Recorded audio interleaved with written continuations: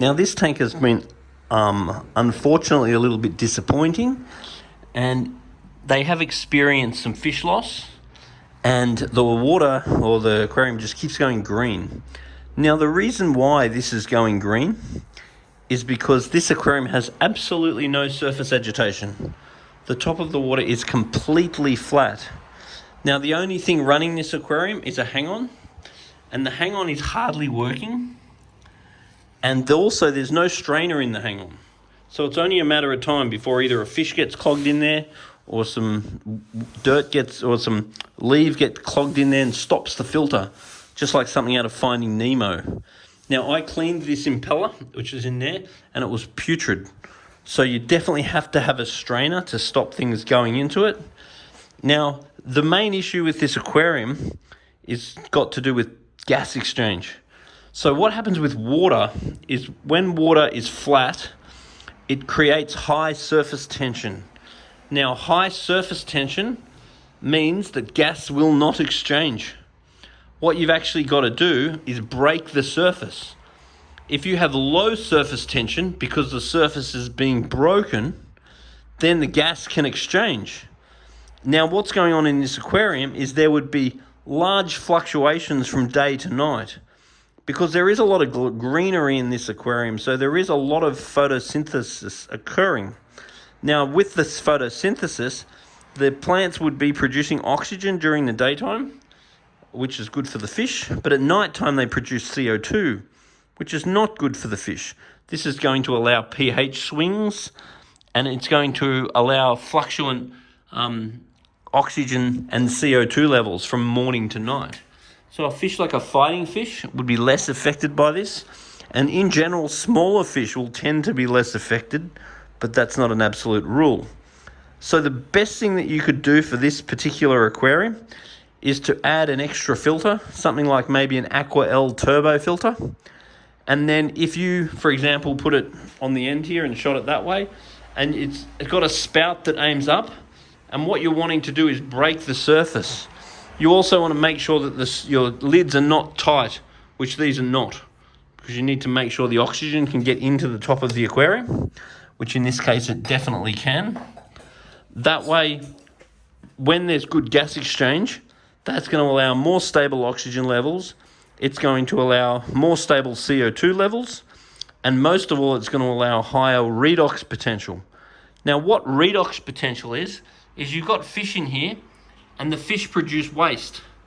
And then the waste produced by the fish get broken down by good bacteria. Now, this good bacteria is supposed to grow in the filter. In this case, we've got some marine pure gems here, which is a wonderful thing. Then we've got a whole lot of gravel. It's also going to be growing good bacteria. And if there's not enough gas exchange and too much crap in the gravel, you can actually get bad bacteria in the gravel, which is called hydrogen sulfide. And that is a concern at the moment. That's why I've put polyfilter into this little hang-on filter, because the polyfilter here will remove the hydrogen sulfide.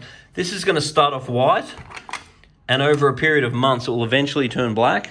When it turns black, I'd chuck it out and then consider getting another one. I don't like running carbon filters in any of these things because carbon's an indiscriminate scrubber.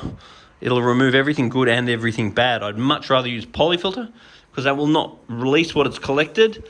It will remove the bad stuff without removing the good stuff. The other thing we got to do is limit the light on this aquarium. If you've got an aquarium like this and you're getting algae, it's good to probably have 4 to 6 hours light. If the aquarium is running well and you're happy with the algae, you want to run more like 8, maybe even 10 hours of light. And that will depend on the amount of sunlight that you do get. Now, every time you do a water change in this aquarium, you want to make sure that you use a gravel cleaner.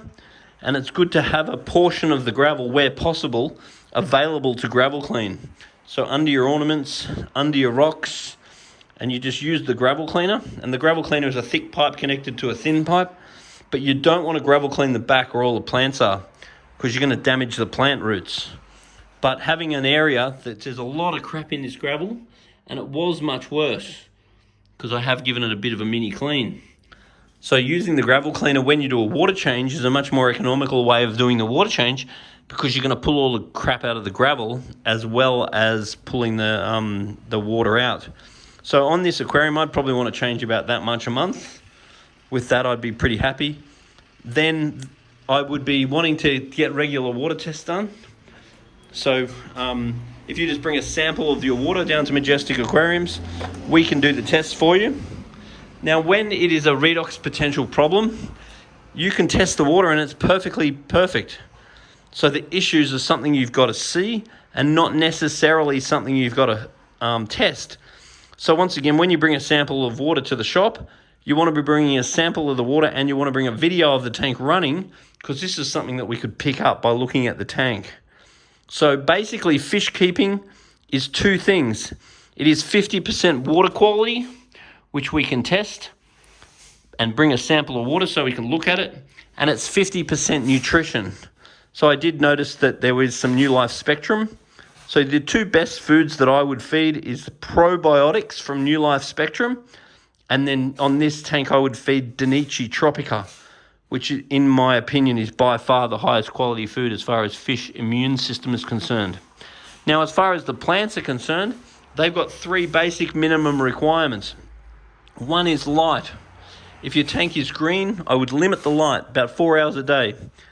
If you're happy with the algae, then I would increase the light to more like 8 or 10 hours a day. So light is one thing. The next thing is fertilizer. So assuming you've got fish for nutrients, if you notice your leaves going yellow, then you might want to introduce an actual fertilizer, which will be an iron-based fertilizer. And then the last consideration for standard plants is CO2, so an organic carbon. So there are various organic carbon products, and they're very good for helping blackbeard algae. So playing around with those three things are really what allows your plants to grow well. And once again, you don't want them in a stagnant environment like this with no surface agitation. So with these very basic, very simple adjustments, after a few services, this tank should really come alive. So I would focus on feeding Spectrum's probiotics because it's a nice clean food. I'd do a series of weekly water changes just for now to give the tank a bit of a once over. Then I'd bring a sample of the water down to Majestic Aquariums on a semi-regular basis. And in no time at all, this tank should start to absolutely thrive, especially with that extra filter, which is going to allow much better gas exchange, because gas exchange was the main thing that was going wrong with this particular tank.